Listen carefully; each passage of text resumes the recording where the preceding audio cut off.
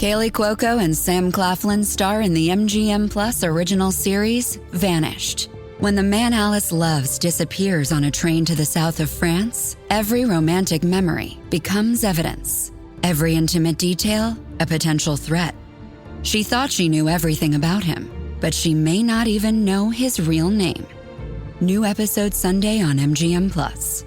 Finding the truth is a dangerous affair. Okay, Donna, give me the biggest southern US performance you've got. Who wrote this? Howdy, partners. If you're hankering for a good old time, mosey down to Foxy for the most rootin', tootin', really hoedown fun on this side of the Mississippi. So come, join the party today. Can I get a big old yee-haw? Foxy Bingo. Get your fox on. 18 plus. BigGamblerWare.org. Take time to think. Are you a lifelong fan of General Hospital? Are you a new fan who wants to know more about the history of the show? Do you enjoy talking about the show with others? Do you find yourself yelling at the TV? Is your self-care an hour a day in Port Charles? If so, we invite you to join hosts Amanda Kimmel and Shannon Coach at the place where all the hidden conversations take place and secrets are revealed. Meet us at Pier 54, a General Hospital fan podcast. Hello. Hi. Welcome to the Port Charles 411. Today is our chat with Marcus Coloma. I think I have a new favorite. It was a lot of fun. So I don't even know what to say beforehand, just because. I think you just described it best a minute ago. It was like a fan spotlight with a cast member. Right. So if you've listened to any of our cast chats before, I mean, we've talked about cats. We've talked about renewing driver's licenses. We've talked about traveling cross country during COVID. Yeah. Like, we've talked about some crazy. We don't go in with the intention of talking about the show. Right. Maybe a little couple things, but then we move on to things. This just went where I was not expecting it to. It was great. It was. So we're not going to give too much away now, but we'll meet you back here so you can listen to us talk about our chat. Enjoy. Hi. Hi. How are you? Good. How are you? Doing good, thanks. Thank you so much for, speaking with us today. I'm Shannon. I'm Amanda. Hi, Shannon and Amanda. Nice. Have we met before? We met at the Pittsburgh fantasy event. Yeah, I was going to say, you guys look so familiar. That's right. So That's Shannon good. and Amanda. Yep.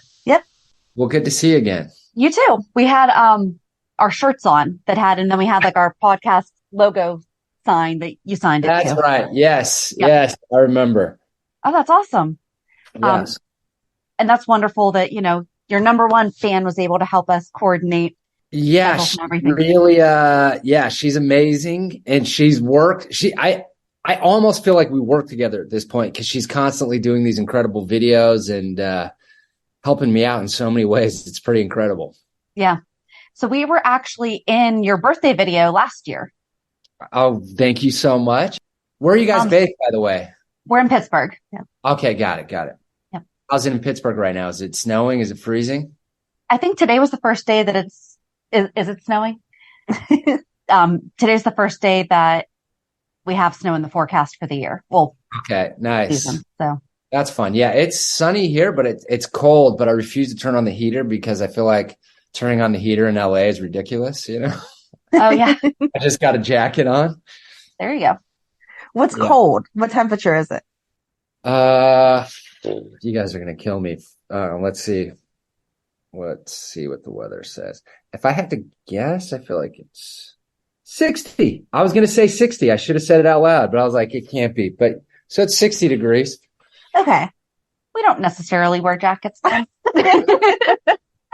It's so true. I was raised in the mountains, so I feel like I used to live that life, but you get soft after you've been here for too long, You get used to it. I mean, and I think that it also depends on the type of year too, because, 60 degrees in April, but then 60 degrees in August are two totally different 60 degrees because 60 degrees in August is cold.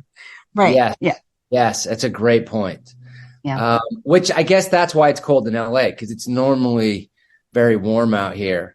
But I really love the cold weather. I don't know if this classifies as cold, but I like that it's chillier at least. Yeah.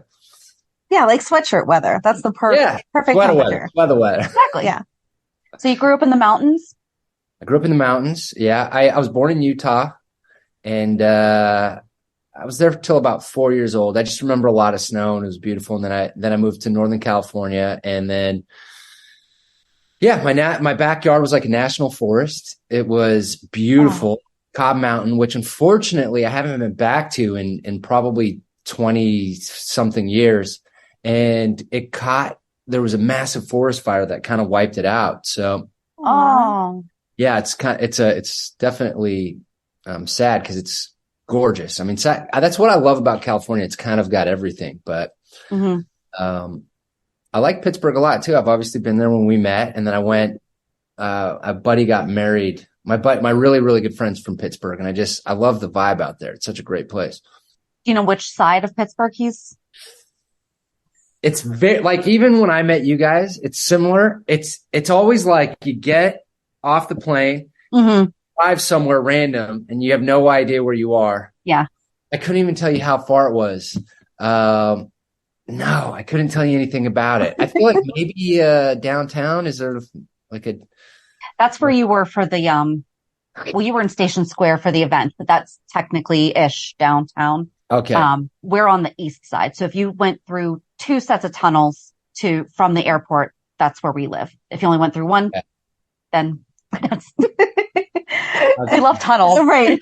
How many tunnels did you go through and how many bridges did you go over? And then exactly. I couldn't even tell you. Okay, so when I went to downtown, did I go through any tunnels? Oh, yeah. Yeah. Oh, I did. So see, there you go. Gone around the Fort Pit. No. Yeah, you can go around the Fort Pit to get to the south side. But no one does. Station Square, you can. I'm That's the back way. Be like, yeah, I couldn't tell you. I literally couldn't tell you. Those events also are bananas because you're catching a 10:30 flight at night. And then if you can sleep on a plane, great. But if you can't, which I don't really, then you kind of get off the plane, go to an event. I love them so much. They're so much fun. But they're a whirlwind. Like, I don't know which way is up by the time I get home, you know? Yeah. How many do you typically do in a weekend? How many events? Mm-hmm. We usually do 2, but it's usually, so like the last one I did, it was in Long Island, and then we hopped on a plane and then flew to Andover or Boston Andover. Again, I couldn't tell you how we got there. You get there super late and you haven't had any sleep, and you're kind of talking with everybody. You're having good conversations. It's just not, my dad would kill me because my dad, for the record, trained me really well to always be aware of the roads that I'm on, and just in case I have to drive. But these events, I get a little bit sloppy. So I had a situation a couple weeks ago where I didn't have text messages for 5 days. People were receiving mine, but I was not receiving theirs. So I had to get my phone looked at. I think I was there every single day. One day they asked me, can you just drop it off for a few hours? Well, I'm a realtor, and I'm like, okay, I need to make sure, because I actually have to use my phone to unlock doors. But I'm like, I need to know where the heck I'm going because I don't have my GPS. Oh my gosh, without GPS, it's a good point. But I mean, that's how I grew up, was with MapQuest. You know, if I didn't know where to go, you MapQuested it and you had papers beside you. But oh yeah, we had this. We had the old Thomas Guide, the Thomas Guide. Did you guys have that? It's like a book. Mm-hmm. Yep. But I totally remember that, going on auditions and you're like flipping through trying to find, which was kind of fun. I always felt like it was a treasure hunt a little bit, you know. Yeah. Now it's so easy because it just tells you every way to go. But I missed Thomas Guide and globes and maps and the analog days. Yeah. Sometimes it was actually really, really nice. And after 5 days, nothing came through that I missed. Wow, that's so great. I was like, all right, it was not that important. There you go. I was emailing How is a lot. real estate in Pittsburgh right now? Is it are you guys booming? Is it slow? So Pittsburgh's kind of weird. We don't necessarily follow national averages. So even when things were crazy overpriced, we were catching up to, we're actually voted the most affordable city in the world. Wow, that's great. So our prices have increased, but now it's they're coming down a little bit, but they're not going to go back to what they were before because it's like we finally just played catch up. Wow, interesting. So, yeah. LA is Crazy. It's insane there. It's insane. Yeah. I have a friend who was in the process of buying her townhouse. She lives in LA. And when they first started talking about buying it to when they actually bought it, the numbers are very, very, very different. Wow. She had to pay a lot more than when they Uh-huh. first. Wow. Yeah. Oh man, it's intense. Like at least multiple 5 digits more. Wow. Yeah. Crazy. Sorry. So we just kind of wind up talking about anything. Whatever you We guys don't, want. you want to ask something? Yeah, we kind of just want to know more about you and your life, and we'll ask some questions about General Hospital, but it's not just all about General Hospital. We like to know the actor more than just the character. Okay, cool. Yeah, I guess any specific question, or do you want me to just tell you about myself? Which I'm willing to do. But if there's specific things you guys want to know, I'm also willing to answer any questions. Obviously, There was something I actually thought about. So our podcast started April 1st, 2019, and you started on General Hospital a few weeks later. I think he was our first recast when we started. Oh, Since we yeah. started that was our show. October 2019. So Mhm. that's wild. That's right around there. Yeah. So you might have been the first character that was a recast after we started our show. Oh my gosh. Yeah. Now it's there's a couple, right? Oh, yeah. There's Jordan, Mm-hmm. Spencer, obviously. Anybody else? You worked with Nikolas Bechtel, right? But not a lot. I worked with one time. Mm-hmm. And then, yeah, the next thing I know, it was with Nicholas Chavez. And the first Nicholas, like I said, I didn't really work with him. I didn't really get to know him, but me and Nicholas Chavez have become really good friends, which is wild because I think I'm a little bit young for my age, and I think he's a little bit mature for his age. And so really mature for his age, honestly. I mean, I would never guess that he's 22 or 23. He just carries himself and is just very communicative. And so we've really, really clicked, and we actually hang out a lot off of set. So I felt bad because I met the other Nicholas, but you know, I'm really, really tight with Nicholas Chavez, and I've even been recast a couple of times because, you know, of circumstances by a guy named Adam Huss, who I actually met recently too. Oh, yeah, because I got COVID, and so mm-hmm. they recast me for a second, and a super, super sweet guy as well. I think the recast game is a tough game, and it really only exists for me. This is the first time I've ever, unless like I've been on or had friends that were on TV shows and they shoot the pilot, which is the first episode of the TV show, and then they'll recast it for the series just because it didn't work out. And but the way that General Hospital does it, that's just a wild world, which I guess comes when you have a show that's been on for 63 years. I mean, it's just the show must go on. It's very much like, I guess, live theater, and you have understudies, you know? Yeah. I think there's definitely been times where they have killed characters and not recast them, and that's just a whole thing. But Brando, especially, right? I mean, that happened recently with Brando. yeah. I was really bummed about that, but That was not, we weren't happy with that one. But like Edward Quartermain, when he passed away in real life, the character passed away. Oh, that's when nice. Lila Quartermain passed away in real life, the character passed away. But then there's a nurse. So do you know Nurse Amy now? Yes. She is supposed to kind of mirror another Nurse Amy. Oh, she actually would have been your aunt. She would have been Nicholas's aunt. Really? Because Laura's sister, Amy Vining, okay. she was like the little gossipy nurse, whatever. And then she wasn't on the show for a long time. Well, the actress passed away in real life, and they never did anything with the character on the show because she had been off screen for so long, I guess. They just never, Okay, got it. Yeah, that makes sense. They just were like, well, we like that vibe in the show, so let's just throw in something else. That's cool. Yeah. So it's good that they gave her her name too. Yeah. I'm very curious. I feel like there's so much going on with GH right now and different storylines. And I feel like personally in the last 3 years that I've been here, I think this is the most exciting time that I've seen in 3 years, where there's just so many things boiling and cooking. what's going to happen. And it seems like there's a lot of change right now.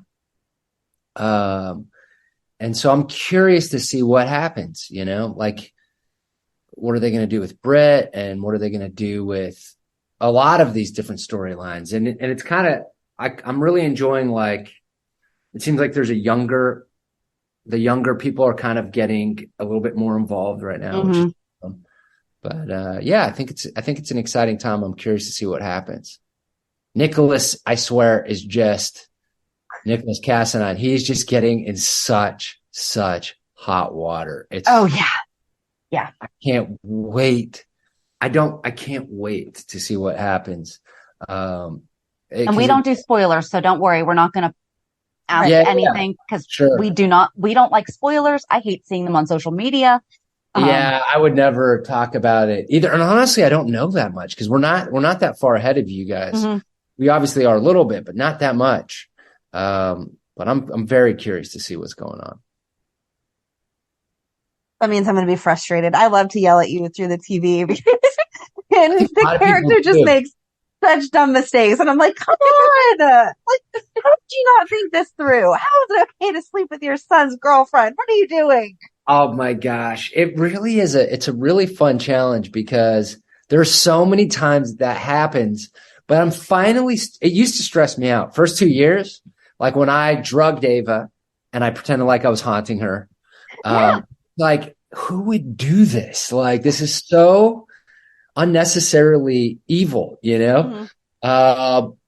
And next level, like, to pretend that she's, I don't know.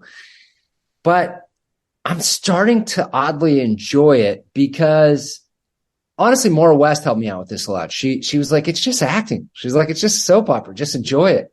And Avery, who plays Esme, also helped me because she was the same way. She was like, I just enjoy it. She really enjoys it. And I feel like you might as well. It is a soap opera. And I think I got that reaction a lot. A lot of people tell me they scream at their TV when Nikolas Cassinine is there.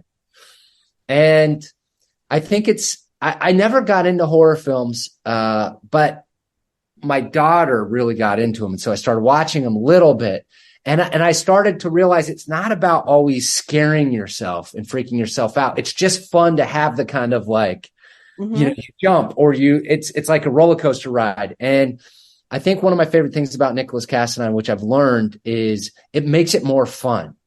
You need somebody that's going to sleep with their son's girlfriend because it just creates this insane ripple effect on everybody's lives.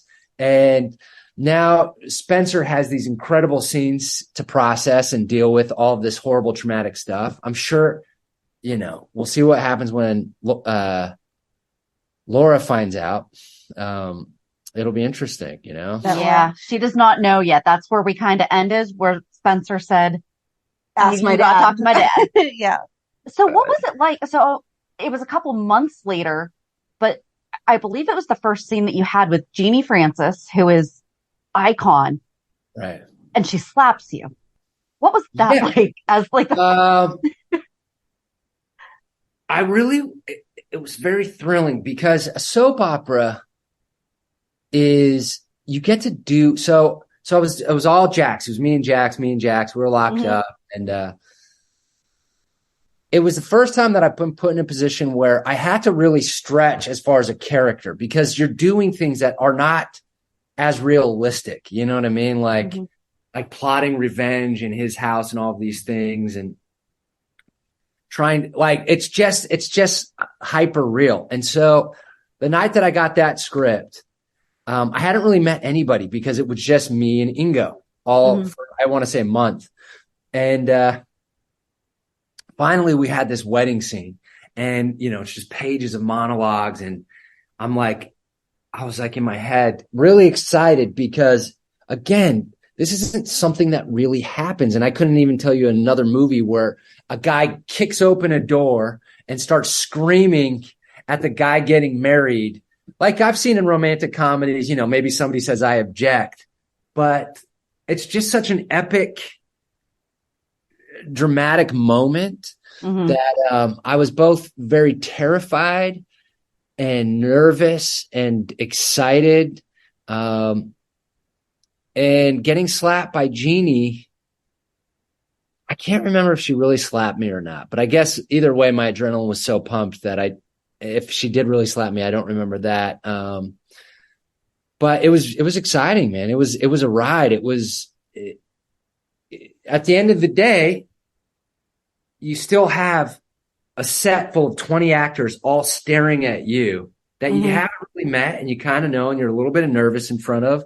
And so I find that it was just focusing on, as soon as they say action, it's just really focusing on the 3 years that I had spent shot and away from my kid and just bent on revenge and ruining Valentine's life. And so once we started rolling, I don't think I wasn't really thinking much about the incredible moment that this was, that I'm with this legend and icon and I'm carrying Maura West, who at the time I didn't realize was also a legend and an icon, because I didn't watch daytime before.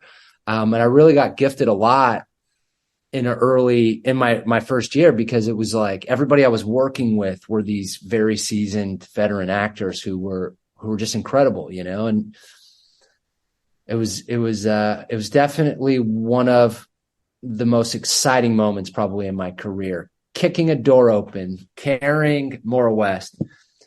Cause even that, I was nervous about it. I was like, well, what if you drop her? Kick and I drop her and I can't, but she is one of the lightest people I've ever held.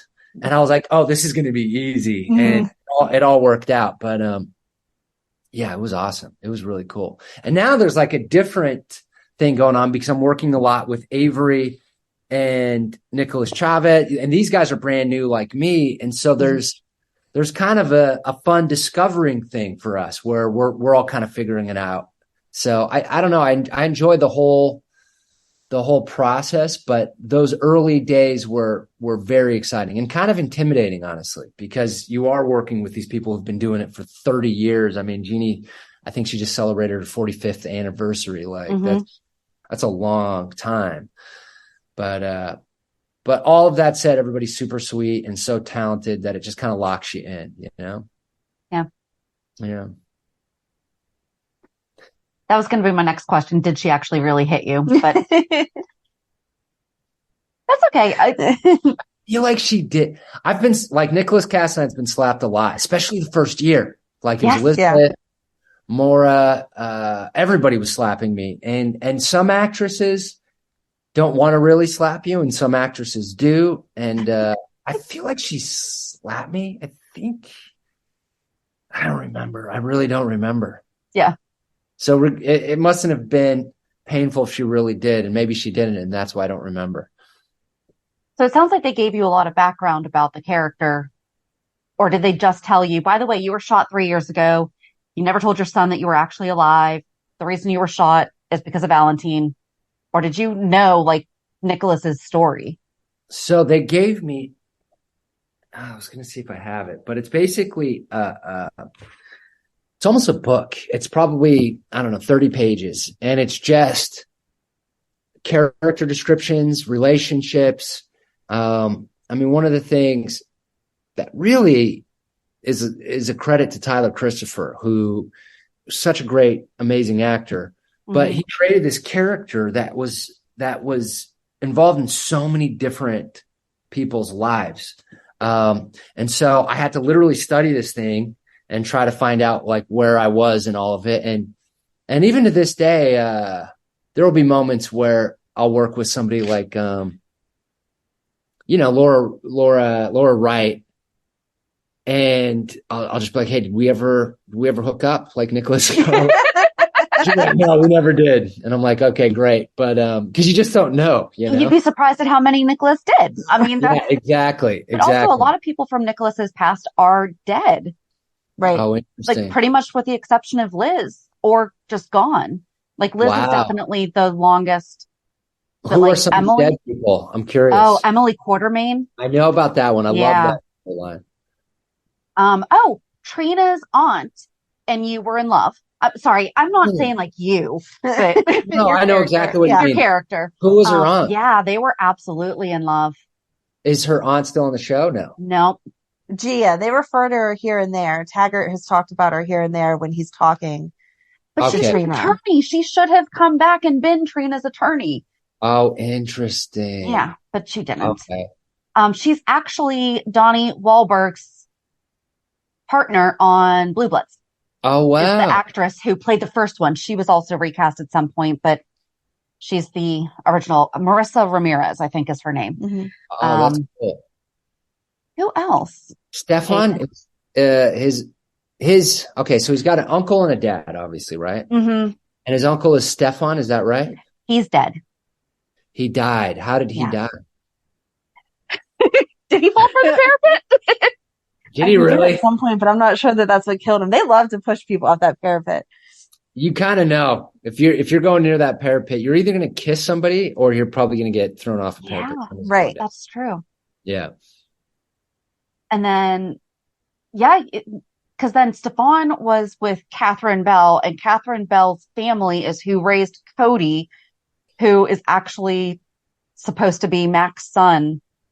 Wow. Catherine Bell. Dominique. Is that the actress's name? Catherine Bell was the character. That was okay. Mary Beth Evans. There's a girl named Catherine Bell who's an actress. Oh, yeah. No, Mary Beth Evans played the character, Catherine Bell. And then when Cody's last name is Bell, good. so part of what we do is the Port Charles 411, which is actually what this interview is going to be released on Thursdays. We either do interviews, we do fan spotlights where we talk to other fans, or we do character or storyline backgrounds. Oh, so nice. when Cody just came to the show, his wife or his mom is supposed to be Dominique. So we did an entire background on Dominique. Dominique was Scott's wife. So Laura's ex-husband's wife. Next wife. Apparently, when she was in a mental health facility, or it was Shadowbrook, but it's now Shadybrook. We don't know when they changed that name. We sound bonkers, we know. No, it's great. I love this because I've read a lot about it, but it's always good to get a little bit more information. So apparently in the 3 months that she was there, she had Cody. And now it's a question of, was Mac the dad, or was, because she had a thing with Mac, even though she was married to Leopold. And apparently Leopold hid Cody from her and had him raised by the Bell family. And the Bell family is who was the housekeeper and like the staff for Dominique's family. But then Catherine came to town saying that she was Dominique's sister, but she actually wanted her fortune, but she's not her sister. And then at some point she fell in love with Stefan. Wow. Amazing. Amazing. And she was with Nikolas too. She was with Nikolas too, actually. Yeah, that's right. You have a thing of sleeping with your father's girlfriends and your sons. Wow. Yeah. No there was a time when Catherine thought that she was pregnant and didn't know if it was Nikolas's or Stefan's, right? Yeah. Yeah. Wow. What happened? Did the baby happen or not? No, I think she was faking, or did she miscarry? I think she miscarried. And they didn't know whose it was. Okay, fair enough. When they had you hook up with Esme, did you know they were going to then make her pregnant, or did you get that script later and be like, seriously, what is going on? No idea. Okay. Other than the internet was like, oh, great, she's going to be pregnant. And I was like, I didn't even think about that. And I was like, I guess that is an interesting choice, because that's the thing that you start to realize is that, well, what's the more interesting thing to happen dramatically? It's far more interesting if she does get pregnant. So when people said that on the internet, I was like, that's actually a great idea. And then of course, cut to she is pregnant. And then even that, it's like, well, what's more interesting for him to kind of forgive and forget, or to lock her in a tower, you know? So he locks her. Loved that. But no, had no idea. I thought it was just going to be a fling to stir things up, because it also felt very random. It was like, I think me and Ava were it felt like we were starting to kind of get back together. And then all of a sudden this storyline of like me sleeping with Esme. So I don't know exactly how that came up or how that happened, but I think, the fact that it did really forwarded a lot of storyline. Mhm. So, yeah. It was obvious she was hitting on Nikolas for a while, but then Nikolas was like, I know what she's doing. Obviously, I'm not going with it. And then suddenly one day you're like, you know what? I'm half a bourbon in. Let's go. Like, It's so true because the whole time I was like, I was thinking that Nikolas was going to be the one to bust it and to like to discover that she was who she was and all of these things. And that happens a lot. It happens a lot. And I think it's what you guys are talking about when you're yelling at the screen, because Nikolas does tend to make a lot of mistakes. And, you know, I guess part of me thinks that he's really not a bad guy. I think even though he does these bad things and he tries to live this dark world, I don't think he's intrinsically bad. And I think when people that aren't bad do bad things, they try to like mess themselves up or get caught because they actually want somebody to stop them. They don't want to go through it with it, even if it's subconscious. And I think, at least right now, that's what I've been playing with, because I do tend to make a lot of mistakes. And I think it's because ultimately I don't know how successful I want to be. And it's a good thing. Like if I would have been successful with Cassandra Pierce, I would have killed her and even hated her. I mean, I'm pretty sure I shot her in the head, right? you had her shot in the head. You did not do it. Okay. And somehow she survived. And now, if I really was a cold-blooded murderer, the smart thing to do would be like, we gotta tie off that loose end. And I would say, okay, let's get that done. But he doesn't. And I think that's it's a series of that. It's a lot of like, okay, well, this is what we're going to do. And then somehow it fails, and he just gets deeper and deeper and deeper. Yeah. And I like that you're putting your own spin on him too, because I think that's sometimes the hardest thing with a recast is when they come in trying to be the previous. And it's like, no, for us, there's always a transition. Where he had been gone for a few years, it was a little bit easier. Sure. And I think that it helped, at least for me, that like you and Mara do have amazing chemistry because she and Tyler did too. And so I think that was going to be the hard thing was if you didn't, because I think when he first came back, we're like, yes, they're finally going to get Ava and Nikolas together. And then it's like, oh, what if it doesn't work? Right. Yeah. But you guys do. It's great. Thank you. Yeah. I love working with her. She's amazing. And I'd only, because I tried to find out what their story was. And the only episode I could find of Nikolas and Maura was they were on, or Nikolas and Ava, they were on a plane. And he was getting out of Port Charles because I think he was just in too much trouble. He had done a bunch of things. Mm-hmm. And I loved the scene, but that's all I had seen. Had they done a lot together before Tyler left? Not real. It was when they were locked in the room, right? Right. They were just starting to develop that relationship. And that was whenever Nikolas died and why Spencer blamed him or blamed Ava for all of that. And so, yeah, it was just always that what if, like if he wouldn't have died, then where would we be? So having you come back and give us that was great. Yeah, that's awesome. And I guess in a way I kind of lucked out because I think, for example, if it was in a moment where Elizabeth and Nikolas were really hot and they had this history and then they recast, I think that would have been really tough to step into that. Mm-hmm. Yes. I think I was fortunate enough that it was kind of a relatively new relationship. Mm-hmm. And so there just wasn't, there wasn't a ton of stuff that I had to kind of like play catch up on. And I could just, no, it was almost them falling in love. Really, the first year, I feel like it was just us being horrible to each other, but also falling in love, in a really weird way. Yes. Oh yeah. Right. She stabs you and that's great. Nothing turns you on like getting stabbed. No, man, that's, there's nothing like getting stabbed in your stomach. Yeah. Yeah, absolutely. Is there ever anything that they give you? Like, obviously you don't want to question the writers, but we were talking about this whenever we were doing the weekly recap, that you just look at it and you're like, this is so unbelievable. Like Windermere's security. Whenever you discovered Esme had escaped, you shut down the launch. Somehow she still made it to the mainland. And we're like, where's the Ring cameras? Like, how come you haven't seen where she's 100%. at? Yes. Oh yeah. I would say yes. Yeah. I mean, when I had to face stab Spencer, when I had to there were so many things where I was like, I can't, I was talking about how much I love I can't do that, and now, cause I'm realizing this is his fate. Like this is just Nikolas Kassanan. Mm-hmm.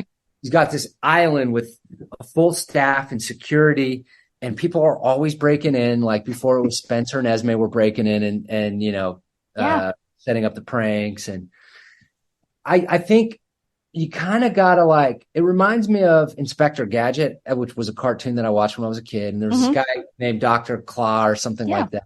And the villains were always messing up, right? They would basically, they would carry out the entire plan. And then right before he kills Gadget, some stupid mistake happens. And I realized you gotta have that.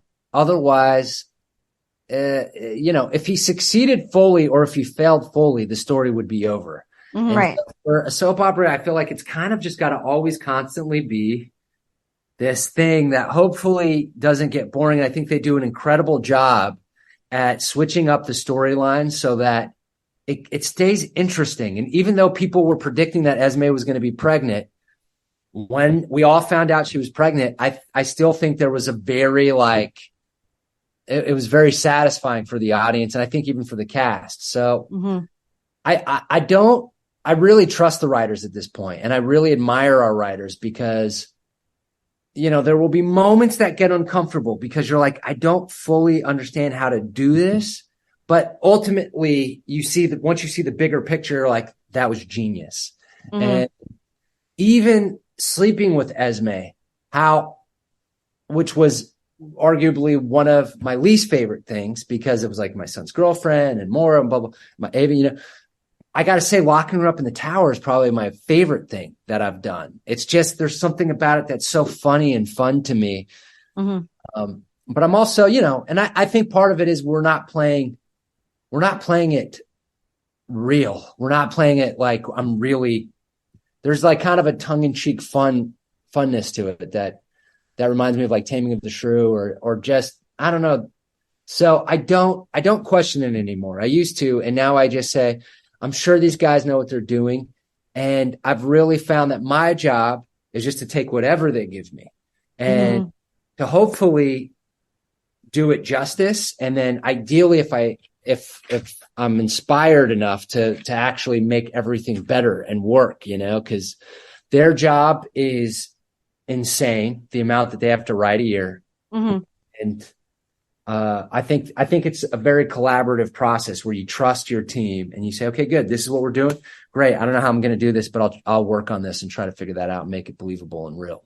So that's kind of cool to hear too, that they don't let you know what because I'm sure that in the room they have the long play, like the long vision, but they don't even tell you, just hang in there. Don't worry. It's going to make sense in a little bit. In the meantime, you're just like, all right, what am I doing now? 100%. Yeah. And it's kind of better because if I knew 3 years ago that I was going to sleep with my son's girlfriend, I might have played that relationship differently. Yeah. But I think it's better that he genuinely loves his son so much and that his son is so important to him, but he couldn't control his sexual urge in a moment of weakness. And because if you didn't care about the son as much, that might have all made more sense, but it would have been less interesting, I think. Mm-hmm. And so it is fun in that way. And it's like I think The Hook, for example. For a very long time, nobody knew who The Hook was. And it was so fun because you would come to set and you'd be like, is he the Hook? Is she the Hook? Who's the Hook? We didn't know. And it creates an added tension on set because you don't know. Yeah. And so you're kind of suspicious of everybody.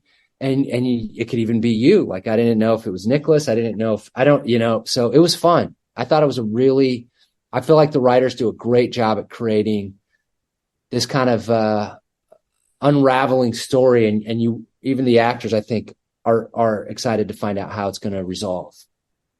I was going to say, we do not know yet for sure. Who Yeah. I think even our theories have changed now. Yeah, every week. You We're guys like, think who's wait. now? Nikolas has never been the hook. So you never thought it was Nikolas. No. Who do you guys think it is now? We think there's two people working together. Okay. Who do you think? Rory, and can't figure it. I can't stick on who he's working with, but I think Rory's one of them. Yeah, that's what I've been reading online a lot. That's what people think. Mm-hmm. Yeah. Originally, we thought Rory and Esme, and then today you just mentioned Oh yeah. Maurice's son. I can't remember the character's name, but he's like real creepy whenever he's dealing with Jocelyn, and so we were thinking maybe it was him. Maurice's son? Yeah, Maurice's son plays. I don't know his name. In real life, Joshua. Yes. Yes. Joshua. Yeah, Joshua. But I his got character, we can't remember. I think it's Adam, but I feel like that might be totally I think wrong. you're right. I think it is Adam. Okay. Oh, Might be okay. right. Well, there you go. Yeah, nice. But there was just something about it. But I think now it's just kind of he's here, so why not? Let's just say that he's the hook, and here's why. Yeah. Because Right. this isn't the first time that we've had crazy serial killers before. There was the text message killer, there was the virus. Mm-hmm. There Was was Ryan last was that year with Jack's cutting people's heads off. brother? Yep. What was that? Was the virus Jax's brother? Was that the? Yes. Yeah. That was. Yeah, that was cool. Yep. I like that storyline. I watched some of that. Yeah, I'm really impressed with what General Hospital does with the resources they have. It's pretty. They really tackle some big ideas and fun things, and I think the hook it's a fun game. Like people can talk about who do you think it is, and we love whodunits. Yeah, exactly. It's a whodunit. Mm-hmm. Well, we look forward to finding out who it is eventually. Yeah, honestly, me too. Yeah. I don't know. I really genuinely don't know. Pay attention. The ferry leaves at 10 a.m. Roads are busy. Great. Dad, pack the boot. Yeah. Rosie, got your teddy? Uh-huh. Honey, how's the car? Windows clean, car wax I covered. meant the tyres. Oh, sorted them at Quick Fit last week. Brilliant. Planning the perfect getaway this summer? Make sure your tyres are up for the job. Book today at quickfit.com or your local centre. Quick Fit. Drive away happy every time. We've talked a lot about the show. We normally, honestly, Right. don't talk this much about the show with someone. It's also fun because we've been able to explain some things to you too. So do you have any other questions about the show? I've become a fan of the show, honestly. Like I like watching the show, and it's fun. So the guy that plays Cody, he was the one that actually said, so they're not all of the actors watch the show, but there's a handful of them that do. And I think that's cool because it's like, why wouldn't you support the show that you're on? And the guy that plays Cody had a great point, and he was like, I like becoming a fan of the show I'm on. Cause then it's fun. You get to see people that you've watched on TV. And I really dug that viewpoint. And so I've kind of adopted that and I've become a fan of the show. So I'm really curious. And the fact that it's changed, I love going back and I was watching Tristan and, who plays, Luke? What's his name? Tony Geary. Anthony Geary. Yes. Anthony Geary. Yes. And him, Emma Sams and Demi Moore and Tristan Rogers in a scene together. And it was it was so fun. It's a fun show because it's got so much history and you can go back and there's these different chapters of the show. And I really enjoy it. I really enjoy the show. So When you're watching the old episodes, do you have to go on YouTube like we do, or is there like an archive that you can watch at work? Fortunately, yeah. I basically Google it. I just Google it and then whatever pops up, pops up. Yeah, I don't know how they could do that, but they almost should. I don't know how you sell 63 years of television. And We there's would buy it. So Disney Plus, Yeah. because there's other Bold and the Beautiful, all of the seasons except for like 5 are on whichever platform it is, whichever streaming platform. So and they're 50 something years. Wow. I would love that because I really enjoy, I would 100% start from episode 1 and just watch all the way through. I mean, I don't know, 15,000 episodes that's a lot. So maybe not every episode, but I'd probably watch, a handful from the beginning and then just moving on up. Like recently I watched Jeannie Francis and Luke when he rapes her, and because everybody I've told that when I say I'm on General Hospital, they say, "Oh, Luke and Laura." Mm-hmm. And I was like, I gotta see this. Why was this? I mean, Elizabeth Taylor asked General Hospital to be on the show because, Yeah. you know, Yep. that's And that's huge. how we got Helena. I mean, and then you would not be here if that did not happen. That's right. So More I was than like, likely. I want to see this history, and it was incredible. I mean, it was really cool to watch these guys, especially knowing Jeannie now, who's beautiful Mm-hmm. now. Also, when she was, in those early days, is just like stunning, and I would watch if there was a platform, and I would have watched when I got the job, but I found it really hard to find episodes. So it was just Google, and Mm-hmm. a lot of times there was this thing on YouTube that existed, but I think the account got taken down because it doesn't exist anymore. So now it's kind of just where I can find it, wherever it's at. Yeah. There's a lot. So whenever we do our research, so this is kind of why we're asking, because we've been told that sometimes the writers do listen to podcasts. Oh, wow. And there have definitely been, like, there was a few things we were joking about that wound up becoming Really dialogue in the show. And I mean, We're just going to take credit. we're just going to say that. But so there's a book called The Scrapbook, and it's from the 60s through the 90s, like 63 to 93, I think it was. Yeah. And then Lucy Coe wrote a book, The Travel Guide to Port Charles. Oh, wow. So we have those, but sometimes you can find people, and we talk about it all the time. How do they know to save these VHS tapes and then get them transferred to somehow now be digital on YouTube? But we just did The Cartel because out of nowhere, Cesar Faison's being mentioned and Leopold Taub's being mentioned. Neither of us had any idea how deep that story went. We thought it was just Cesar and Leopold did something for a minute. It was 58 videos. Wow. And it was the entire cast was involved. Oh my God. So it started with like Robert and Anna were getting married and then how they were involved. It was almost kind of like how they're bringing everyone into this hook because it started off kind of separate. And then by the end, everyone was together. And it was just, I did not watch all 58 videos. I had to kind of skim a lot of them. Yeah. But then also a lot of it, you go back and okay, so we do give them grief sometimes on continuity because, there's been some pretty big significant things that you're just like, yeah. But then sometimes you'll be watching these old videos and you find this gem that they have just kept and it's still relevant today. Oh, what was the one that just came out with the cartel that I can't remember what it was. I don't know. But like that was a really, really good series. So there's some people that put series together on YouTube, but yeah, you're right. It's difficult to find. Yeah, we need all the episodes. We do. We need a 30-page book of Nikolas. Yes. That'd be amazing. We need that for all the storylines, but it's fun to do the research too. So yeah, I think it's funny because I was talking to Tristan and we did an event recently and he was like, because I guess he killed Victor at one point. Yes, Victor has died twice. Okay, so he was like, for him as a character, it's kind of interesting because you'll kill somebody, and then they come back, and it's a little tricky as an actor. But I think for the most part, I think that's just the nature of the game. For an actor, you're just like, okay, good.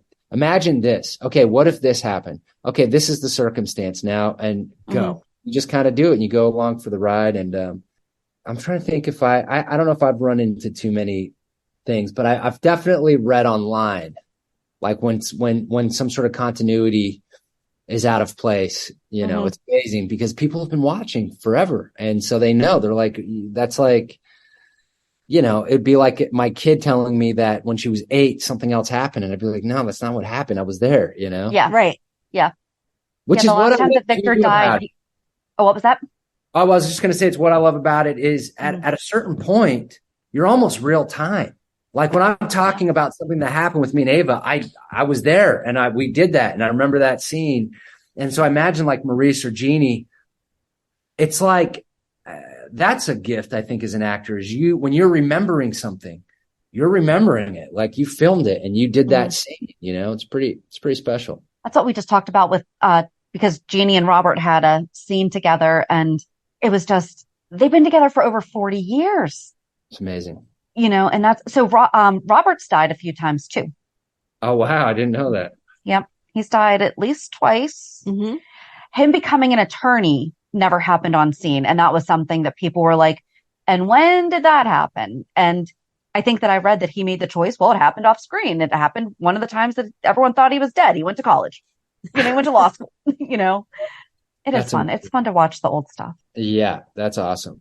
So since you've started watching, what is your favorite storyline that doesn't have anything to do with you? Oh, that's a good question.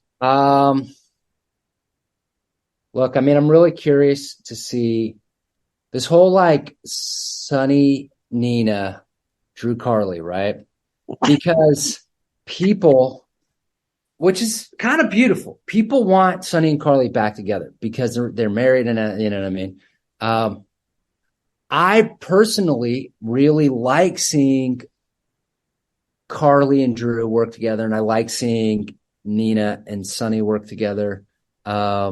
So I'm just very interested in that and to see how that resolves. I mean, especially now that he's been alienated from his family and he's kind of on an island. How does this, I'm curious to see, how does it resolve? Like, what's the peace look like? Because Jocelyn isn't his biological daughter, Right. And so is this it? But now I love how they tied Dex in. Jocelyn and Sonny and him, because now, they're going to be tied together possibly in a different way. You know what I mean? Like, I think it's hard to do ones that aren't involved with me because the Cassinines are kind of involved in a lot of different stuff. But I guess Sonny's stuff. I like watching Maurice a lot as an actor, and he's my friend. And we talk about it all the time. Like, we literally go to lunch and we talk about it. We talk about storylines. We talk about upcoming scenes and how you're going to address this issue and how do you do that? Because he's been doing it for 30 years. So he is a master at this stuff. Like, he really is a master at acting. And so I'm constantly picking his brain at like when Esme happened, I was like, dude, I got to sleep with Esme, my son's girlfriend. And he was like, oh yeah, I've done that. Cause I guess and so he was like, here's the thing. He was like, and he gave me like strategies on how to do it. And then when it resolves, like, he's just been through so many storylines and he's so incredibly generous. So then as a result, because we talk about it so much, I'm very fascinated to watch how he navigates his situation, where a lot of people are very anti Nina and Sonny. And I get it because she's done these horrible things in the past. But his argument is that there's love there. There's this genuine love between them. And somebody made this really cool montage online of them smiling and eating ice cream together and smiling and blah, blah, blah.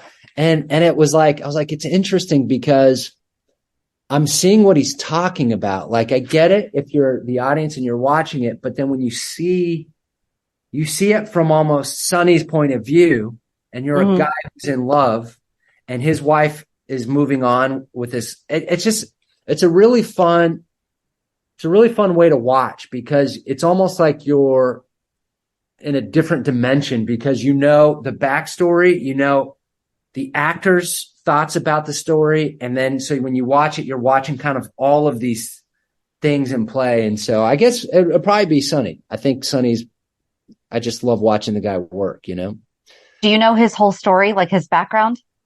Sonny's background? Mm-hmm. Yes. Cause it's pretty incredible. I mean, it's pretty incredible. He told me, cause I told him, I was like, God, I'm doing all these bad things and blah, blah, blah, blah, blah, blah. And so that was another thing that he would like tell me about, because he started out as such a hated character. But then when he showed me the scenes, I was like, wow, this is interesting, because if you were to mute the scenes, because there was specifically a scene where he's trying to convince, was her name Katie? Karen. He's trying to convince Karen to become a stripper. We talked to her. Oh, wow. Yeah. The way he did the scene, I was like, if you muted this, it looks like you're just being very charming and talking to a girl that you're really into. And so I thought it was fascinating because it's obviously one thing if you're given a role that is very likable and nice and does good things. Mm-hmm. It's a whole different, which is, I think, challenging as well, because you got to really fight being boring, and fight being uninteresting. If that's the hand you're given. But I also think there's a very big challenge to what Sonny and Ava and Nikolas as well have, which is you skirt this line of really dark and, so, yeah. So when he said that he had slept, like that he understood the sleeping with the daughter thing. So we've never talked to Maurice. Okay. He's the best. Because I watch you guys on Instagram all the time, and that's actually like another question that I have because you guys are fun. Thanks. Do you know about him and Sam? Yes. Okay, so he's aware of all that. So now it's different. His son is sleeping with his ex-baby mama. Totally. It's hilarious. I mean, it's so funny. And I remember watching, and I've stole this joke from Tyler Christopher. He was on a talk show. I can't remember who it was, but he was like, yeah, there's a joke that, you got a storyline with Sonny. Congratulations. You're pregnant. Yeah, exactly. Like that. And I thought it was hilarious because he does have so many babies. But part of that's a testament to his acting. I mean, he can just have chemistry with any woman you put in front of him. Yeah. Well, so he had a relationship with Emily too.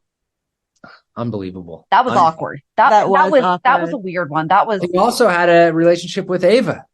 Yes. Mm-hmm. Yes. So, at Michael's biological dad's grave. Yeah. Yeah, exactly. Yeah. He told me the script, which is, it's fun. It's really fun. I really enjoy Maurice a lot. It's fun to have a fun job, but then it's also fun to work with fun people. And then on top of that, he's my neighbor. And so I'll call him all the time and be like, yo, you want to grab some food? Mm-hmm. And then we'll talk about the show. We'll talk about past things in the show and future things. It's just, I really enjoy it. Because on Instagram, you haven't been super active for very long. Did a little mini stalker. Because, and I know it's like all algorithms and everything, but at one point I was like, you're posting almost every day. Like you have these great videos and everything. And I was like, have I been missing this for years? And it really only started most of the time like this year.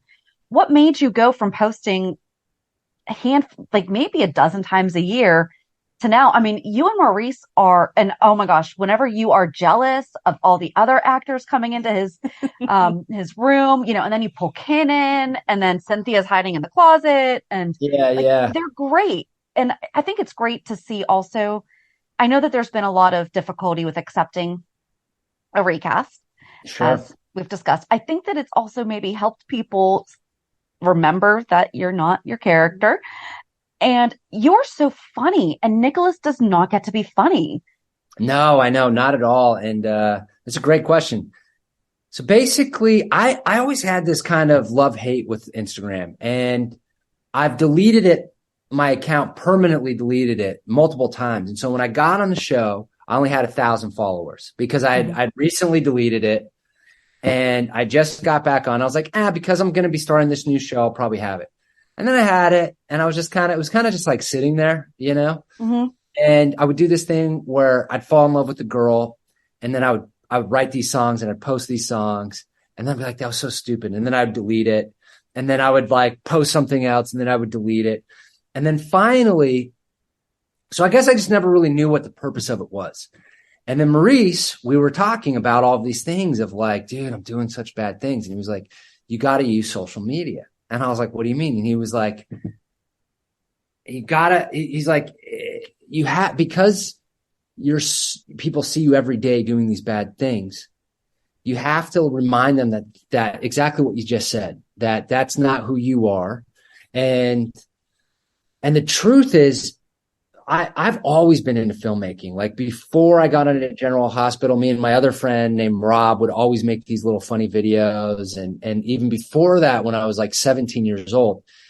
And so I think part of it was just meeting Maurice, because Maurice is very similar to me in the sense that we're all about just like, hey, I got an idea. What about this literally happened. I was like, dude, what if I come to your room and I'm like, hey, are you ready? And you're like, sure. And you're kind of annoyed with me. And then I dance and then I leave. Now, most people would be like, what are you talking about? You know what I mean? Maurice was like, that's great.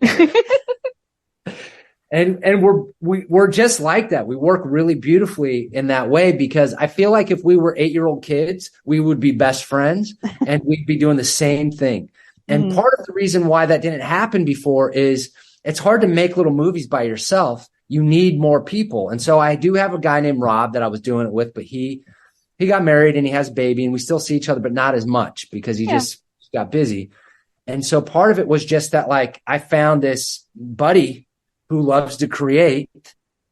And then what would happen is I would still feel that compulsion to kind of delete it, because it's kind of embarrassing sometimes. Like I would dance and I'd be like, oh, that was a good idea. I'm just going to dance. And then a couple of hours later, you're like, what am I thinking? And then you know what I mean? Yeah. And then I was like, okay, I'm just going to literally force myself to do a video every single day. And so that I'm not afraid of posting anymore. And it's like, I think it's important as an artist to be able to express anything. Like if you're being melodramatic, or if you're being silly, or if you're being goofy. And I was like, I'm going to look at Instagram as a way to just perform, you know, and force myself to do uncomfortable things and grow. And it's been great, because at this point, you know, I'll still delete something. Like singing is something that I feel very, I love to do it, but it's not necessarily my forte, I would say. And so those, I'll delete a lot of those, but, that's basically how it happened is I found Maurice, and he's as, carefree as I am. I mean, like the Roman thing that we just did recently, it's like, not many actors are going to do that. Not many actors are going to be like, dude, that would be great. Let's do that. And so I guess it's just that lucky event. I think if it was a different set and if Maurice wasn't around, I don't know if I'd be doing it. Now, if I found a guy who is as goofy or playful or however you want to describe it as I am, then I'd probably be doing it. But it's something that you need more than just yourself to kind of do that, you know? Mm-hmm. But then it started turning out to this really positive thing where people would be like, I hate your character, but I love you. Yeah. And it was like, wow, this is incredible, you know? So that's kind of how that came about. So I don't think Nikolas has ever been. So back in the day, Nikolas, it was the second Nikolas. It wasn't even Tyler Christopher. And actually, so here's the thing. When people join the show, like start watching the show, if they've only started watching in the past 3 years, you're Nikolas. Like there is no other Nikolas. That's a good point. Well, my aunt had taken a break for years, and she sent me, this was my favorite nurses ball. And it was when Nikolas, Lucky, Liz, and I think it was Gia sang Up on the Roof. Mm-hmm. I was like, that's not the original Nikolas. And it just blew her mind, because she's like, but that's the only Nikolas that she knew. Cause I think she said the original Nikolas. And I was like, that's not the original Nikolas. This is the original Nikolas. And I don't think Tyler Christopher ever sang, but then that I don't even remember his name. He sang. I know who you're talking about, and I could have told you 6 months ago, but I don't remember it right now. I think his name's Nick, maybe in real life. Maybe. I don't remember, but Colton Scott. I think it's Colton Scott and Nick Bill, I think. Those sound familiar. Nick Bill was the guy that was with Ava in like a barn. He only did a couple of episodes, and I think Colton Scott he did a couple of, I don't know how long, but he did more. Yep. Shannon loves her Google. Yeah, Google's amazing, man. But he sings. So if there hadn't been a recast, that Nikolas would never have performed in the Nurses Ball. But I don't think has your Nikolas ever? No, I've never sang. I have mixed feelings on it because I feel like if I were going to play like a Johnny Cash, I think I'd be fine in that. Like if it's not really, Johnny Cash, I feel like has a lot of great songs, but I don't necessarily consider his voice incredible. You know what I mean? So I feel like I would do it, and I would try to do it in a fun way. And I think what's fun about the Nurses Ball is nobody's in character, really. I mean, you're just seeing these really wild, unexplainable events where these, like Ava is kind of like a mob boss in her own way, and then she's out there singing Fever, like. But it's fun. So to that degree, I would for sure do it. And I think there could be some romantic things, and I've thought about it. But I don't know if they're going to happen again. I haven't heard of anything this year, and obviously it didn't happen last year. And yeah. So next year's the 60th anniversary. And Lucy just said that, or Nina said that she confirmed that the Nurses Ball was going to be held at the Metro Court next year. Oh, wow. Well, there you go. Okay. I would think for the anniversary that they would, because it was gone for about 10 years. They didn't have it. And then it just made a comeback. I think it was for the 50th was the first time that they had it in a long the time. only one that I've seen was it was like a telethon. Right. I thought that was an amazing workaround because that was obviously changed because of COVID. I thought that was a fantastic idea. Yeah, I did too. I thought it was really clever. I mean, Frank Valentini, he's like the head honcho. He's a super clever guy. And many people from the cast have talked about how that show would not be on the air if it wasn't for him. He's just a genius. And I thought it was a very clever workaround. We do have a suggestion for that you need to take back to him. They should run a ticker along the bottom with the 800 number to actually pledge to the cause that you're raising money for. Because I everyone, feel like there's a lot of missed opportunities for them to make money. And a lot with the, like whatever's in the gift bags. If they sold gift bags to the public that you could order, you would make a ton of money to donate to the charities because GH fans are diehard. We'll buy anything. That's a great idea. Because they would have, obviously they wound up being corporate sponsors. Like there was Oil Valet and Chobani one year, but then they have the gift shop, we can go buy a mug from Charlie's and stuff like that. But if they just even if they just said there's 100 bags. Yeah, this would be gone in a heartbeat. Great idea. Because the original Nurses Ball, I think, really did in real life also raise money for the AIDS Foundation. Yeah, that's awesome. I think it's a great idea. 100%. Yeah, that'd be fun. What else can we talk about? So I listened to your interview with Maurice and talking about your love of General Hospital and how, it's giving you acting opportunities every day instead of what you've done in the past. If you weren't an actor, what would you be? Ooh. There were a couple of options. Like one, I had this fantasy of just moving to Hawaii and being a surfer and just being like a waiter. You know what I mean? Just being in good shape and like falling in love. And that would have been an option. I think maybe a veterinarian. Like that's kind of what I was originally going to school for. But it would have to be something that I felt had a strong purpose. Like I don't do well I've had many different jobs as an actor going throughout and they're all fun, but I feel like, I like to talk to people. So I like to talk to people or help people. And so I think it would have to be something in that realm. And I guess a vet was appealing to me because, when I was growing up, I had a lot of doctors telling me you don't want to get into this field. It's getting really bad with insurances and you can't even diagnose people with things because of so I kind of steered clear from that. But so I guess maybe a vet.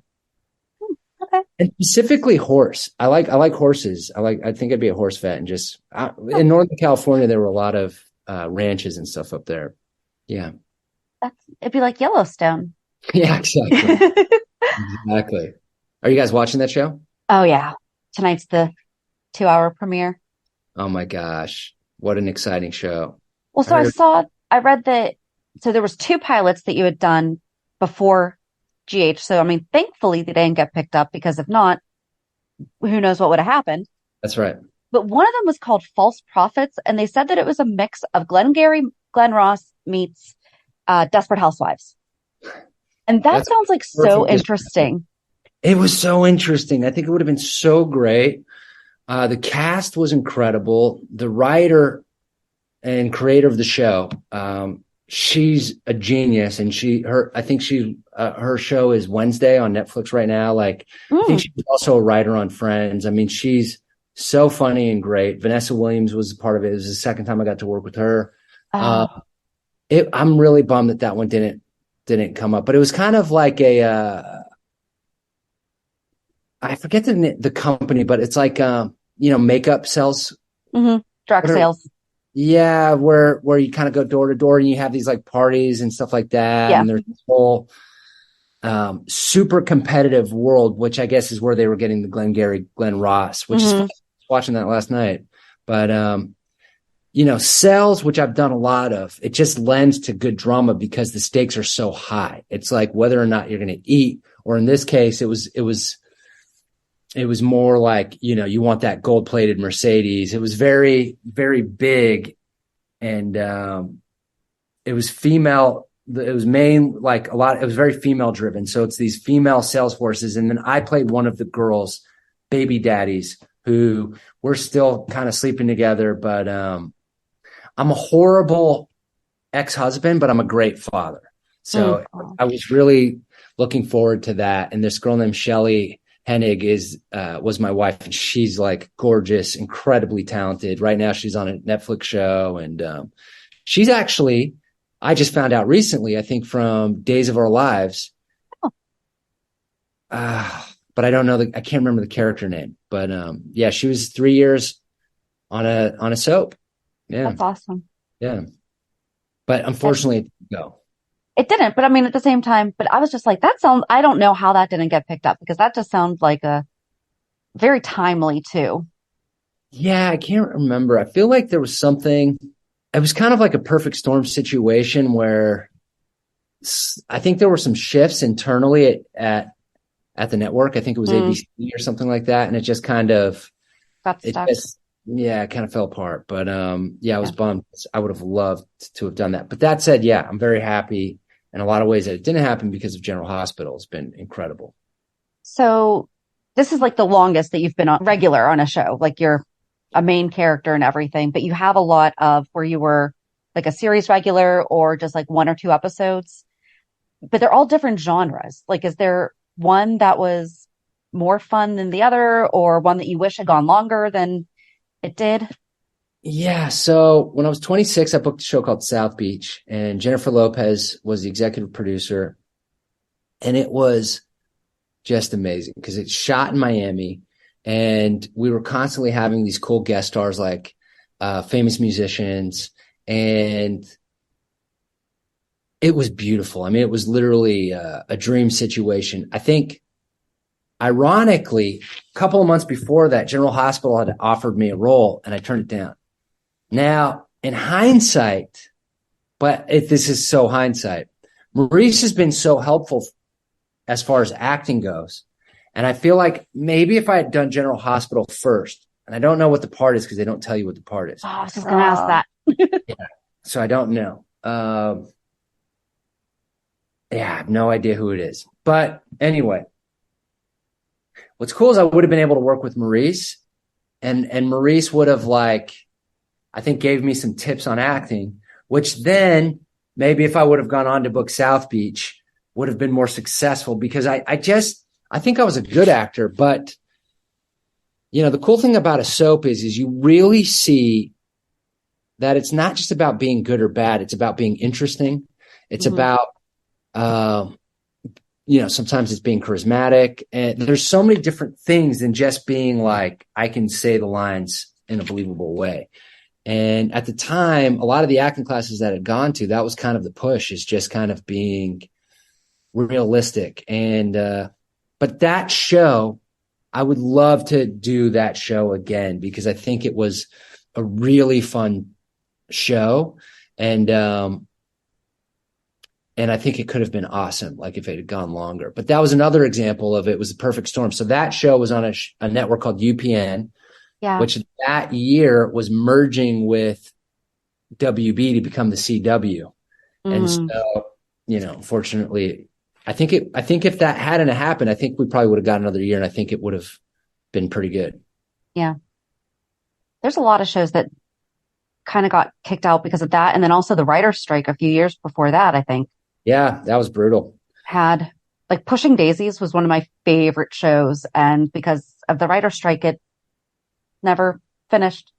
Yeah, it's unfortunate. They don't give more shows, I think, more of a chance, I do think it takes some time to kind of really find the voice. And I think it's gotten a little bit better, but there was a time that I feel like they were just canceling everything. It was like everything was like 6-7 episodes, cancel. It's like, you put a lot of money in this. Why don't you try to grow it, Yeah. Has to be hard though now with Netflix and, even Hulu has their own little docuseries, miniseries, and now all the different channels are getting their own little spinoffs. Then they're also only creating content for that. I mean, you guys have to keep it interesting to bring us back every single day, 5 days a week for 52. Well, give and take a few, that's no pressure, but it completely blows me away what they do. Cause it's unlike any show. And, I've probably done maybe 30 episodes of television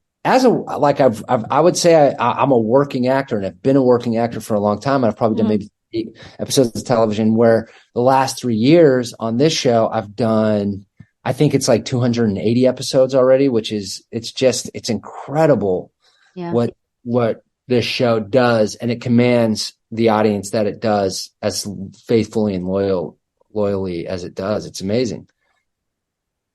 Yeah. Does your daughter watch the show? No, she watched it a couple of times, but it just didn't. It's a commitment, as you guys know. I mean, it's a commitment. So no, she doesn't watch it. She's watched a couple of episodes.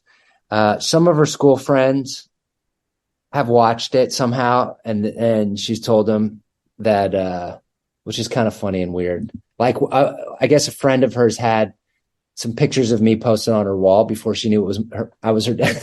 Oh no. Wow. Which is awkward. Very wild. Yeah. She's like, is she a teenager yet? Yeah, she's 13. So Jess became a teenager, but I think a lot of that comes from Beverly Hills Chihuahua 2 and 3. Yeah. A lot of those young kids, now they're getting a little bit older. And I think that was when you're a kid, you watch a movie 100 times. So, right. Yeah. Yeah. Well, I mean, when we talk to other fans, it's great because some of them have pretty much not missed a day in their entire life. Like they were born into it and they just grew up watching it. Both of us have taken breaks at various times because like we both have kids, and at the time there wasn't DVR, and God forbid your power went out and you had the VCR set up. You weren't going to record it, so you missed it. There's no replays or anything. So I mean, there's a few years that we've missed and everything, but now with, streaming and everything and going back to YouTube, it's just like, it's a whole different world. But we were probably about that age when we both consistently started watching it because it's the summer before high school. And then high school, we would get home like just when it started. So that's when it was on at 3 though. So now it's on at 2. Yeah. Cause she has her shows. I mean, she definitely has the shows that she's into, but, also I think, and this is an interesting shift in television anyway, because I think, what they're finding is younger kids aren't watching TV like and so General Hospital and daytime in general, I feel like might have a good shot of just lasting forever because they have such a built-in audience. I mean, there's so many times that I've been at events and they say, oh, I started watching because my mom was watching or my grandma made me watch it. And you know what I mean? So it just kind of keeps getting passed on. So I think in that way, it's got a really good shot at at continuing. But right now she's watching Friends, actually. She just started Friends. Yeah. So she's absolutely loving that.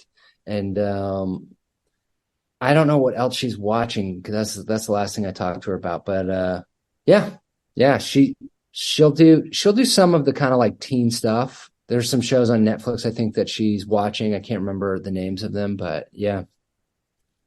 Not General Hospital. No. My mom and dad watch it though. My mom and dad started watching when I got on, and it's fun to hear them talk about it. And I love it's cool getting feedback, you know? So what does your mom think of the things that you do? She really likes the storyline right now. Yeah.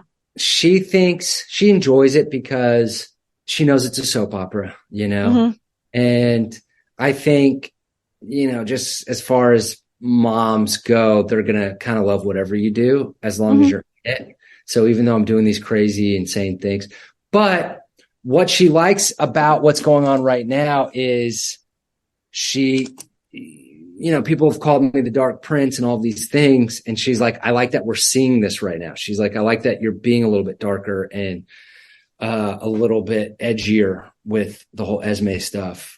So she's enjoying that a lot right now. Oh, that's sweet.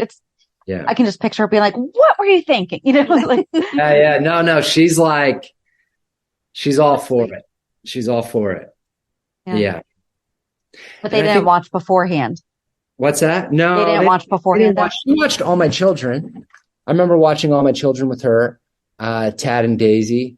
But no, she never did General Hospital. That's funny. Yeah. She never, I don't know why, but it just never clicked with her. It happens. Yeah. I guess people find their one, and hers is All My Children. But it's exciting because Michael Knight is obviously there, and John Lindstrom is married to Katie McCain, who is Daisy. So it's kind of a really wild world that I'm working with these people, you know? Yeah. I can talk for days. I got nothing else. You're so easy to talk to. And I love your love for being an actor just comes through so much. Oh, that's awesome. I love that. I do love it. I really, really I love it. So I'm glad that it comes across. This was a great interview, though. Thank you guys for taking the time out. And thank you. Yes, thank you. I appreciate it. It's always great to connect and talk about things and get feedback and hear what you guys think about things. And thank you. I appreciate it. Yeah, our thing is we just like our audience to feel like they're just sitting down talking with friends. And so we don't, like, sometimes we'll write down like a couple notes and everything, but it's just more of, I had no intention of talking about the actual show for an hour today, but it was so much fun. I'm you're glad. A fan. And I think that's fun that you're a fan of the show, because you don't get to see when you're performing what's happening. And then now that's you do. Right. Yeah. Like if you're not in a storyline with someone, you literally won't see them. Like I didn't meet Kelly Monaco until like a year and a half in. Oh, wow. We didn't have any storyline, you know? So. And she's your cousin. Yeah. So yeah. Fun to watch and kind of see what's going on and who's who and all of that stuff. But yeah. Well, thank you so much for your time. We really appreciated it. Yeah. Thank you guys. It was so great talking to you. You too. Bye. Okay, bye. Okay. So I have to admit, I was super, super nervous. You were so nervous, and you're not usually. I know. It's so weird. Shannon texted me last night. It was like, I'm so nervous for tomorrow. And normally she like has her questions set and she's ready. And I think it's because it was also kind of out of nowhere. Normally when we do an interview, we have a week or so. Right. There's like back and forth kind of schedule. This just all worked perfect. This just kind of happened because it escalated quickly to this. Yeah. So, but it was great. I didn't think that it was not going to be great, obviously, but no, you were just nervous, and see, I wasn't. And so now I'm like happy that it went exactly how it was going in my head. Although we did spend more GH time, but I don't feel like it was really about GH. It was his experience in GH. It wasn't like, tell us about this, and this storyline kind of stuff. Yeah. But we just don't like to be like every other interview where it, right, you know, all those things. But to find out that he's a true fan of the show and that he's gone back and watched, I know, you know, Maurice, and the fact that he knew about Sonny and Karen. I was kind of bummed that he didn't tell us there's like a secret archive somewhere that we I know. could go, though. I'm like, wait, come on, tell us. And he's like, But listen, nope, he might go in and be like, hey guys, I hope so. I hope he does. you need an archive, or at least help these girls out, because Right. they really are dedicated to, we want the show to be around for a long time. And I'm glad that that's not where that end of that conversation went, Yeah. because it is scary to see. So many are ending, and GH needs to make it to 100 years. Well, we're not going to be around for that. Yeah, we will. There'll be 140. Oh my goodness, we could be. I'm less likely to be. No, shut up. My You're family younger than me. dies young. Don't say that. Oh my gosh. They do. Okay. It's not my fault. It's genetics. Okay. Anyway, Well, my back to mom Marcus. is in her 80s. Okay. So that gives me So we 40 are more years. going to So be I'm podcasting looking- grannies. Yes, I'm looking forward to podcasting about the 100th anniversary. Okay. I'm just going to reach out to all these old cast members if you're already dead. Be like, you got to fill in for Shannon. She's not here. Go back through 40, it'll be 43 years of fan spotlights at that time. Yeah, Yes. it'll be 44 because we started on the same day. So That will be a it'll be good round 44 table years. My goodness to gracious. celebrate the 100th. Yeah. So, But no, so I thought he's just super easy to talk to. Like you said, it was just, he was exactly like he was at the fan yes. spotlight meeting, and we didn't get to talk to him Fantasy. that much. Fantasy. Sorry. We didn't get to talk to him that much directly because he was at the same table as Lisa LaCicero. yes, and we were talking all about her wonderful storyline and whatever. So it was nice to see that that's how he is in person also. Yeah. So it was just so much fun. He was just, I don't know, like I said, his love of acting, and I've said this before, with the Karen storyline, I remember falling in love with not just acting, but General Hospital, and thinking, that's what I want to do. And that, like, he's living my dream the way that he describes it. And so I'm like, that's so cute. I love he doesn't take it for granted and that he's having Yes. fun with it. Yes. And especially, I really do like seeing him more on social media. And I think that that's really helped too for us to see, like I said, we all know that they're not their characters. Right. But especially where his character really isn't that fun. Right. But I liked he had a personal spin on it because I Yes. feel like, I assume most people feel, I know I do, the way that he was talking about it. You post something and then you're like, oh no, should I have put that I up? love, Let me take that back down. And so the fact that he's pushing himself to Yeah. get used to it and put it out there, like, yeah. I love that he takes stuff down though. Yes. You know, yes. just because I'm not feeling that. Gonna Yeah. take that down now. Bye. Yes. So, well, we hope that you enjoyed hearing more about Marcus Coloma, and we really did kind of get like a more behind the scenes ish chat, but that was just, it Like was I fun. said, I think it's my new favorite. I feel like we say that every single, we have a new favorite every time we talk to a cast member, but they're all so different. And I, as much as I was expecting this interview to go nice, I do not like Nikolas. Like I said, I like to yell at the TV because he is so dumb sometimes. He admitted it. And so I think that's why it's my new favorite. Like to really have felt both sides. It's a big conflict. He talked between- about Nikolas as Nikolas, but then he talked about Nikolas as a regular person. And it was like, yes, thank you. I'm glad that you see that this is absurd and not bashing the writers because again, it's a soap. It's supposed to be fun, but that there is that line of, yeah, of course we question sometimes like, thank God it's a soap opera because in real life there'd be a ring camera. Right. And I love the idea that he and Maurice talk about, well, they're neighbors, and also that they just get together and have lunch and talk about storyline. Yeah. And I mean, that's like a true coworker thing too, though, because you just get together and you're like, so what's going on with you? What's going on with you? But the fact that Maurice is like, yeah, so here's the deal. I used to own a strip club and I tried to get this girl, Karen. I got her hooked on pills. Right. So trust me, I know what it's like to be the most hated guy in Port Charles. Yes. So, I want an invite to one of those lunches. That would be amazing. well, we'd have to fly out. That's okay. You guys can come to Pittsburgh. We will treat you. We can fly there. Or that. All right. Join us on Monday as we recap this week's shows. Have a good weekend. And we'll meet you at the pier. Bye. Bye. If you enjoyed today's show, we invite you to go to peer54podcast.com to subscribe on your favorite platform. Don't forget to leave us a review. And you can also follow us on many social media channels. Just search for Pier 54 Podcast. Also, we are not perfect, so if there is something that we missed or messed up, just let us know by emailing us at peer54podcast@gmail.com.